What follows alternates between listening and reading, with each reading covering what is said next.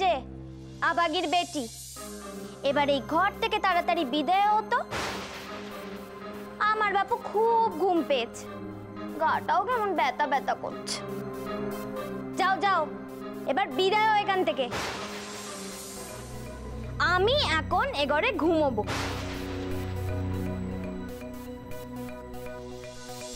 কি হলো, আমার ঠ্যাটার মতো দাঁড়িয়ে রইলে যে?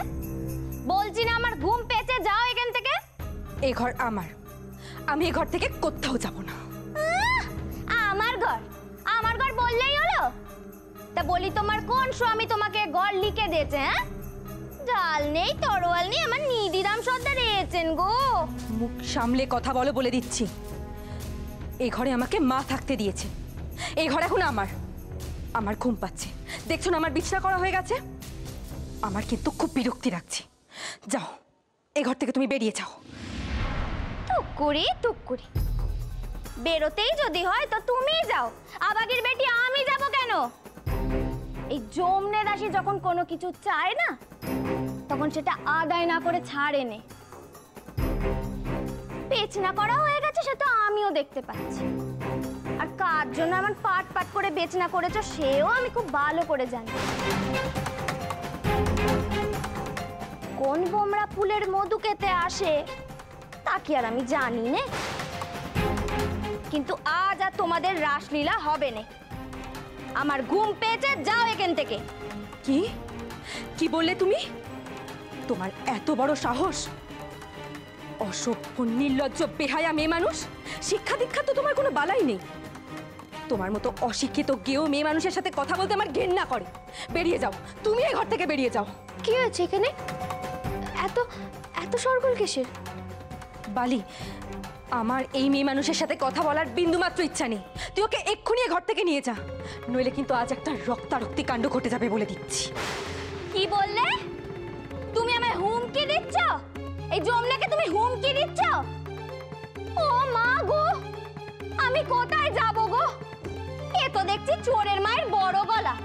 এই নোংরা মেয়ে মানুষটা কিনা আমাকে হুমকি দিচ্ছে। কি হয়েছে নতুন বউ? আমাকে আমাকে বলো না তুমি। কি হয়েছে? আমি একটু এ ঘরে শুতে চেয়েছিলাম, তা উনি আলালের ঘরে দুলালি এসেছেন তো ওনার গায়ে বড় ফোসকা পড়েছে। আচ্ছা, তুমি তুমি আমার সাথে চলো। আজকে তুমি না হয় আমার সাথেই শুয়ে পড়বে, আর উনি না হয় আজকে বেহাই ঠাকুরপোর ঘরে শোবেন। চলো তো। না, আমার এ ঘরই পছন্দ, আমি একে নেই শোবো। যেতে হয়তো ও যাক। কি হচ্ছে এটা? কি হয়েছে বৌমা? এত হইচই কিসের? আরে চুনি, কি এত সমস্যা হয়েছে বল দেখি এখানে। বাবা রে, আমি এ ঘরে শুতে চেয়েছি কি চাইনি, এ তো দেখছি গোষ্ঠী শুদ্ধ একেবারে চিল শকুনের মতো ঝাঁপিয়ে পড়েছে। মা গো, এ তুমি আমাকে কোন নরকে পাঠালে গো? এই নাকি বড় বাড়ির নমুনা। এর থেকে তো আমাদের বাড়ির মেতরানিরাও সুখে থাকে। টুকুরি টুকুরি। চি চি চি, এ মেয়ে তো দেখছি গুরুজনদের সম্মান দিয়ে কথাও কইতে জানে। নতুন বউ, আমি তো তোমাকে আমার ঘরে শুতে বলেছিলাম। তুমি আমার সাথে আমার ঘরে চলো। দিদি আর তুমি খাটের উপরে শুও, আমি নয় মেঝেতে বিছানা করে শুয়ে যাব। আচ্ছা, তোমরা কেমন মানুষ গা? কতবার করে বলছি নতুন বউয়ের এই ঘরই পছন্দ। আমি এই ঘরে একটু একা একা আরাম করে শোবো, সে বুঝি তোমাদের সহ্য হচ্ছে না? শোনো, তোমরা যে যেখানে শোবে শোও গিয়ে। আমি যখন একবার মুখ থেকে কথা খসিয়েছি, আমি এখান থেকে নড়ছি। বালি, তুমি আমার সাথে চলো। আজ না হয় উনি বেহাই ঠাকুরপোর। না বালি, থাক। মহেন্দ্রবাবুকে আর এইসব ঝামেলার মধ্যে নিয়ে আসিস না। কেউ যদি অশিক্ষিত হয়, তার সাথে মুখ লাগানোর কোনো ইচ্ছে আমার নেই। বালি, কোথায় যাচ্ছ তুমি? তুমি এসব নিয়ে কোথায় যাচ্ছ, আর কোথায় গিয়ে শোবে? নিচের ভাড়ার ঘরের পাশের ঘরখানা খালি রয়েছে, আমি আজ সেখানেই শুয়ে পড়বো।